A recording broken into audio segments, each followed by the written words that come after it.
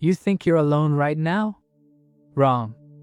For 99% of human history, there were no locked doors, no walls, no bedrooms. Just you, your family, and 20 other people, all lying less than 2 meters apart. So did ancient people have privacy? Short answer, not at all. Long answer, okay, listen closely. Around 300,000 years ago, humans lived in small groups of 15 to 50 people. You weren't just surrounded by relatives. You were stuck to them 24/7. Hunter-gatherer camps had no partitions, no rooms, no private corners, no quiet space for yourself. Everyone slept in a pile to stay warm, ate together, sat around the same fire. If you needed to talk privately, the whole group heard it. If you were angry about something, everyone knew. And if you wanted to be alone with your partner, well, everyone knew that too. It's a little embarrassing, but that's the truth. So how did ancient couples handle it? Anthropologists have found 3 main strategies. Strategy 1. Pick the right timing. Intimate moments usually happened at night. When it was dark, people slept or pretended to sleep. Darkness created a kind of psychological privacy. Even without walls, you still felt safe. Strategy 2. Move away from camp. Couples walked outside the firelight zone. Not too far though, because predators lurked everywhere. But far enough not to lie next to everyone else. About 50 meters in the dark is invisible. Strategy 3, and this one's the most important. It's a social rule. Everyone pretended not to see anything. Imagine you're in a tent with your family. Someone needs to change clothes in a crowded space. You don't stare. You look the other way. You give them mental space. Even though physical space doesn't exist at all. Ancient people did exactly the same thing. They built an unspoken rule. No one is allowed to look. You don't acknowledge certain things, even though you know they're happening. Ethnographer Richard B. Lee once lived for years with the Kung San people in the Kalahari Desert. He said they had no word for privacy at all. Not because they were backward or inferior, but because the idea of needing to be alone was truly foreign. Being alone meant being vulnerable. It meant being cut off from the group's protection. For most of human history, solitude wasn't a luxury. It was a death sentence. Now let's talk about something more delicate, going to the bathroom. I know you're wondering about this. Ancient people had no toilets. No outhouses either. When nature called, they just walked away from camp. Usually to a designated area, downwind. Did their business and came back. Simple as that. Was it private? By modern standards, absolutely not. You were out in the open, anyone passing by could see. But once again, social rules came into play. No one followed you.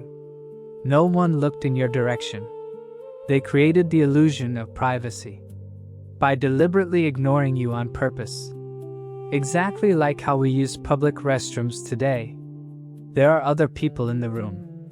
You hear them. They hear you. But everyone pretends they don't. Now let's talk about sleeping. Ancient people slept in groups together. Not because they liked it, but because they had to. At night temperatures dropped, predators hunted. The campfire needed constant tending without rest. Sleeping together meant warmth and absolute safety. Archaeologists have found very clear evidence. At French Thigh Cave on the Aegean coast of Greece, around 20,000 years ago, humans built tiny little huts, just big enough for one family to lie down, everyone touching. Rolling over meant bumping into the person next to you. And this went on for tens of thousands of years. Even in medieval Europe, entire families still shared one room, often one bed. The idea of kids having their own bedroom is shockingly recent. It only became common in the 1900s. So when did privacy actually appear? The answer: agriculture. Around 10,000 years ago, humans started farming. Farming meant staying in one place, not moving. Staying put meant building permanent structures. And permanent structures meant walls. For the first time in history, you could close a door. You had a room that others couldn't see into. But even then, privacy was a luxury. Only the wealthy had separate bedrooms. Most people still lived in a one-room house with their whole family. Privacy as a basic human right only emerged a few hundred years ago. Here's the hardest thing for modern people like us to understand. Maybe ancient people didn't want privacy the way we think. Psychologist Eric Fromm once said something very insightful. The need to be alone is a symptom of individualism. In societies where identity is tied to the community, being alone feels wrong and strange. It's isolating. It's scary. It's not normal at all. For ancient people, the group was everything. Your survival depended entirely on others. Your identity was built from your role in the tribe. Being alone wasn't peace. It was sheer terror. It was death. Today we have the exact opposite problem. We're so isolated that loneliness has become an epidemic. We have all the privacy we want, as much as we want. And we're miserable because of it. Truly miserable. So what's the bottom line? Ancient people had privacy through social agreement, not through physical barriers or walls or doors. They created invisible boundaries using timing, using distance, and using deliberate pretending. They didn't need to be alone because their sense of self was different from ours. When agriculture brought the first walls, we slowly built the world we live in today.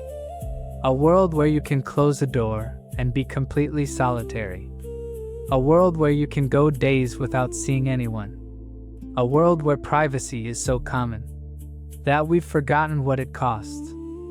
For 290,000 years, humans were never alone, not a single moment. Then we invented walls. And from that moment on, we've been lonely forever. Actually, loneliness is also a new invention. Our ancestors didn't have that word. Can you believe it? They didn't know what loneliness was. They only knew that being solitary meant death, not an emotion. Today we sit in a closed room with Wi-Fi and food. Yet we still feel empty, still feel like something's missing. Missing the feeling of lying next to 20 other people? Missing the breathing, the snoring, the warmth from another body? Sounds weird, but that's what we've lost. It's no accident that more and more people are addicted to social media. They chase fake connections because real connections no longer exist. Every like, every comment, every message replaces a touch. But it's never enough. Because our brains are still hunter-gatherer brains. They need community, need breath, need physical presence. Not a perfectly soundproofed private room. Think about that next time you close your bedroom door. Your ancestors never had that luxury. They lived happily, lived healthy, lived connected without walls. But us, we have walls now, we have doors, we have locks. Yet we still feel lonely, still feel empty, still feel like something's missing. Strange, isn't it? Is being alone a blessing or a curse? I'll let you answer that question yourself. But let me tell you one thing.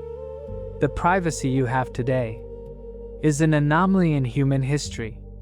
It has only existed for less than 1 second on the 300,000-year clock of history. Enjoy it if you want.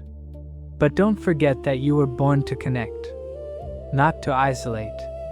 Touch someone if you can. Talk to someone if you still have the chance.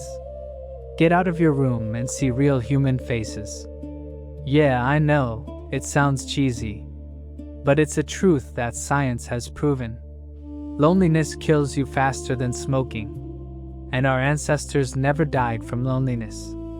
They died from predators, from hunger, from disease, from war. But never from being alone too much. Sounds ironic, doesn't it? We evolved to live together.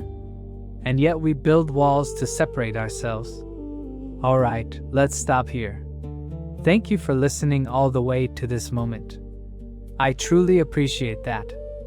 If you found this valuable, drop a like and subscribe. Comment below. Do you think you're isolating yourself too much? Goodbye. Take care. See you in the next video.